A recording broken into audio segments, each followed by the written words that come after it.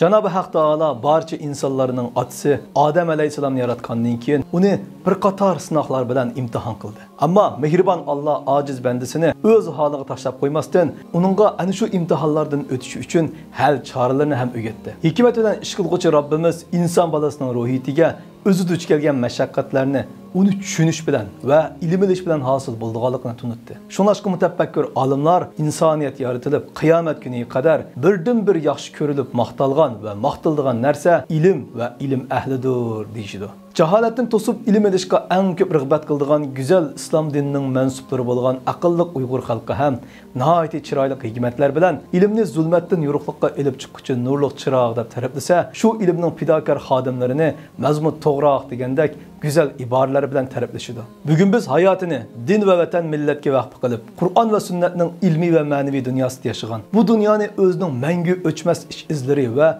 tirişçallıkları bilen beyitkan, fidakar ustaz, Uygur halkının yakınki devrimizdeki vatanperver ataklık dini alimi, közü görüngen siyasi yetekçi, mağripçi, cemaat erbabı, merhum Abdülhakim Khan Mahsum Hacım bilen tanışıp çıkımız.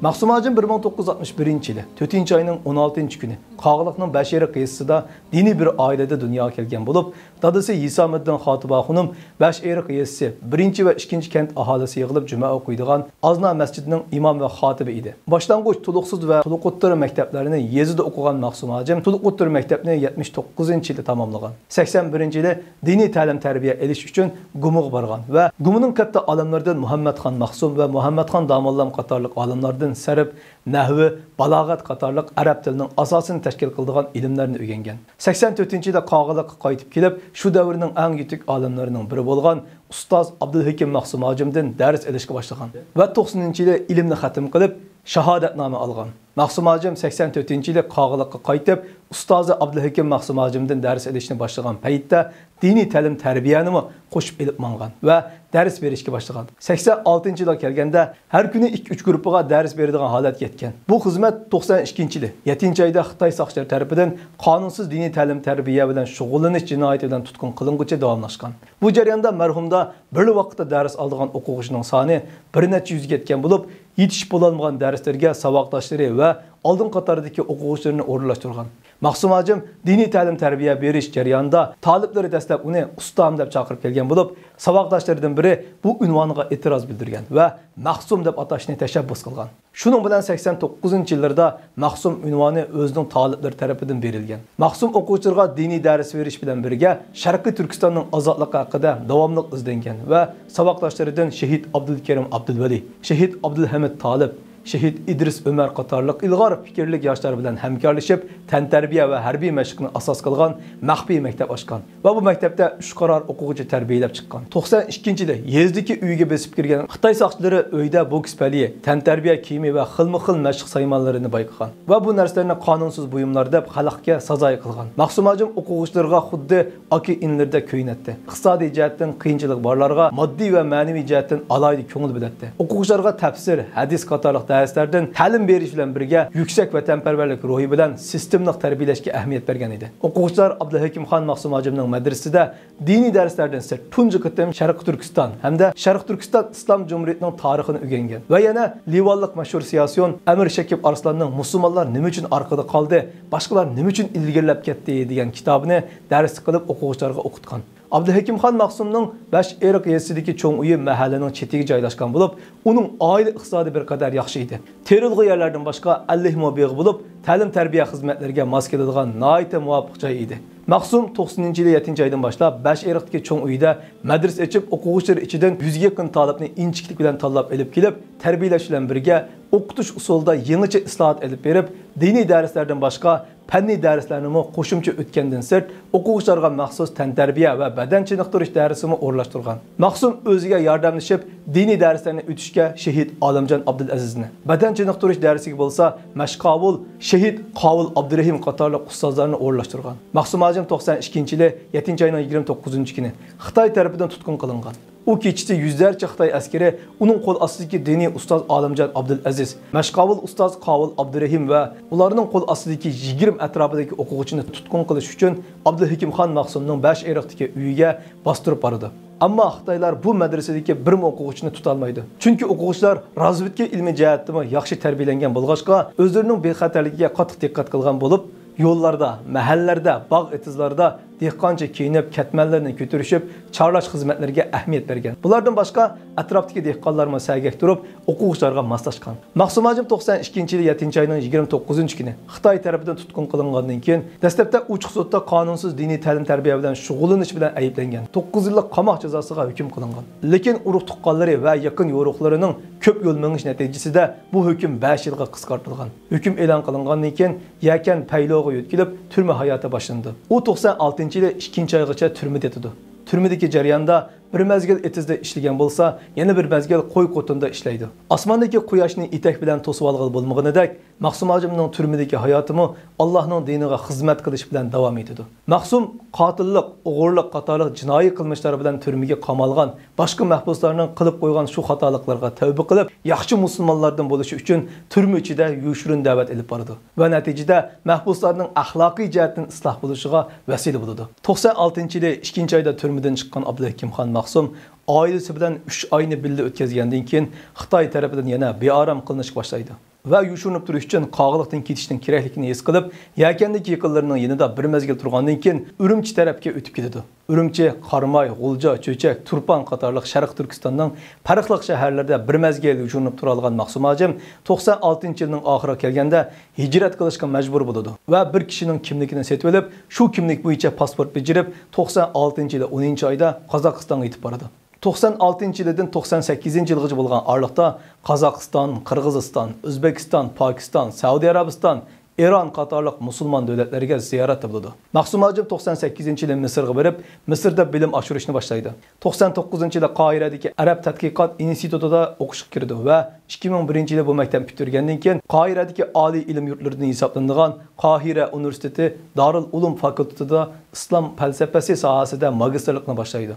2003-yilgacha bo'lgan 2 yil ichida magistrlikning dars bilimini tamomlab, 1 yilga yaqin maqola temasi haqida izlangandan keyin 2004-yili magistrlik maqolasini yozishni boshlaydi. Afsuski 2005-yili ba'zi bexatarlik sabablari tufaylidan Misrdan Turkiyaga qaytib kelishga majbur bo'ladi va 2005-yilda Turkiyada o'rinlashadi. Uyg'urlar burundilla qadimiy ilm yurti bo'lgan Azharda ilm tahsil qilishga intilib kelgan bo'lib, 49-yildagi Xitoy ishg'olidan keyingi tunji turkum o'quvchi 83-yili, 84-yillar atrofida Misrga kelishga boshlagan. 98-yillarga kelganda Misrdagi Al-Azhar universiteti qatorliq universitetlarda Sharq Turkistonlik bir qism Uyg'ur o'quvchilar o'qiyotgan bo'lib, bu o'quvchilarning soni 60-70 atrofida edi. U chaqda garchi o'quvchilar uyushmasi bo'lsa-mu, lekin bir siyosiy yetakchi yo'q edi. Maqsum Ajim kelgandan keyin bu bo'shliq to'ldirildi. U bir mezgil Misrning vaziyati va o'quvchilarning o'qish turmush ahvollarini kuzatdi. Bu jarayonda Maqsum Ajimning diniy bilimi, xushfe'l, kuyimchan, kamtar va oliyjanoblikdagi aloyidliklari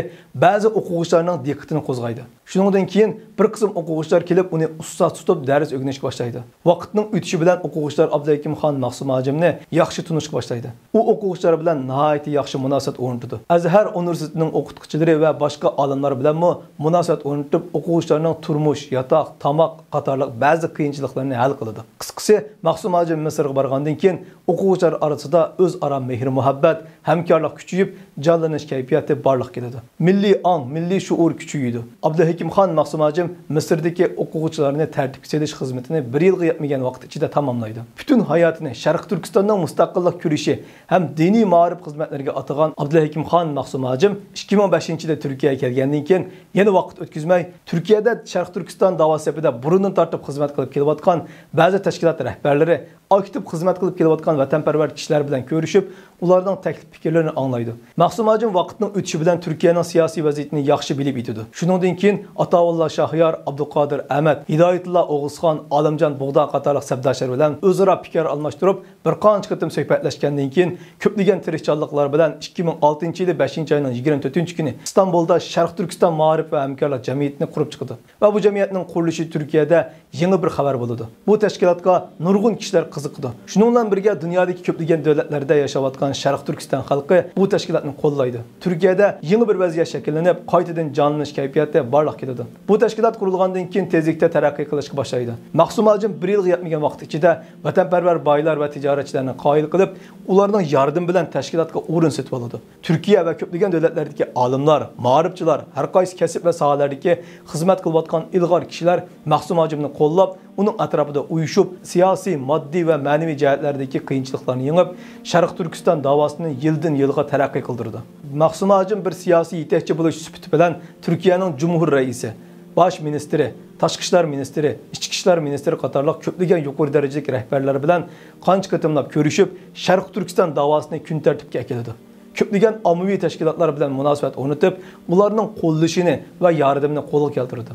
Turkiyadagi har xil ko'z qarashdagi tashkilot rahbarlari bilan ko'rishib, suhbat o'tkazdi. U shu yillari Istiqlol televiziyasi, Istiqbo'raxon vaqfi, Istiqbo'raxon nashriyoti qatorliq tashkilotlarni qurib chiqdi. Har qaysi davlatlarda Sharq Turkiston mustaqillik da'vosi sepida xizmat qilayotgan kishilarni Turkiyaga taklif qilib, har yili Dunyo Sharqi Turkistonliklar qarindoshlik uchrashishi nomida maxsus yig'in tartiblaydi. Shundaqla xilma-xil kitob, jurnal qatorliqlarni nashr qilib, haqsiz tarqatdi. Istanbulning bir qanchilgan rayonlarida ana til kursi va Qur'on kurslarini ochib, yosh o'smirlarning diniy va milliy tuyg'u bilan tarbiyalanish imkoniyatini yaratib berdi. Maqsum Ajim 2010-yili Abduxoliq Uyg'ur bilan birlikda Yevropaga ziyorat qilib, Shvetsiya, Norvegiya, Gollandiya, Shvetsariya va Germaniya qatorliq davlatlarda ziyorat qildi. U davlatlarda yashayotgan Uyg'urlar va bir qism ommaviy tashkilot mas'ullari bilan suhbat olib berib, Maqsum Ajimning tashabbus va tavsiyalar natijasida Shvetsiya, Gollandiya qatorliq davlatlarda ma'rif jamiyatlari qurildi. U barliq xizmatlarda izchil turda qobiliyatli yoshlarga, diniy olimlarga ko'proq fursat yaratib berdi. Barliq plan, harakat va xizmatlarni Sharq Turkiston ma'rif va hamkorlik jamiyatining noziri degan nom bilan olib boradi. Abdulhakimxon Maqsum Ajim bir diniy olim bo'lish sifati bilan har oyning 1-juma kunisi maxsus oila yig'ini o'rlashtirib, Qur'oni Karimni tafsir qilib berdi. Haftaning belgili kunlari sabdoshlari va bir qism yoshlarga dars berdi. Diniy olimlar va islomiy tashkilotlar bilan munosabat o'rnatib, Sharq Turkiston davosining taraqqiyoti uchun kurash qildi. Maqsum Ajimning tashabbusi bilan Sharq Turkiston ma'rif va hamkorlik jamiyati, Istiqlol televiziyasi, Istiqbo'raxon vaqfi, Istiqbo'raxon nashriyoti, Sharq Turkiston ulamolar birligi, Sharq Turkiston yangi nesil harakati, Sharq Turkiston nuzgun va kultur madaniyat markazi qatorliq ijtimoiy tashkilot va o'rinlar qurilgandir.